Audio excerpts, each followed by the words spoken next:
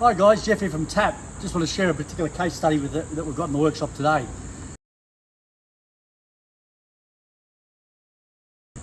This is a 2014 Volvo XC60 vehicle. It's coming with an air conditioning problem. It's coming from another workshop for us to have a look at the air conditioning. So a couple of things to really keep in mind with the air conditioning. Number one is if you have an AC identifier, in other words a gas analyser, so you can analyse what sort of gas is in the vehicle. So in this particular case we were able to do an analysation of the gas that was in there to find out it was a real concoction of different gases, so hydrocarbons included. So very important that we identify what sort of gas is in the car to start with in case it's got contamination like this particular vehicle did have.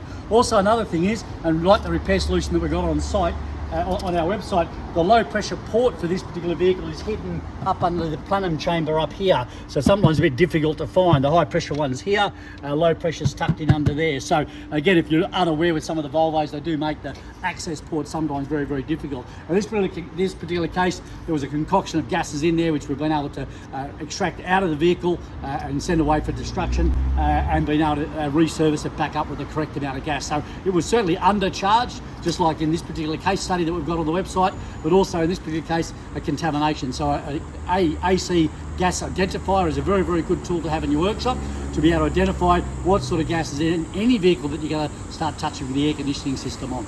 Hopefully that helps you out. Don't forget, if you're a member, to access all these repair solutions going forward. If you're not a member and you want to get access to these repair solutions, go to the website tap.net.au and click on the sign up now button. See you next time.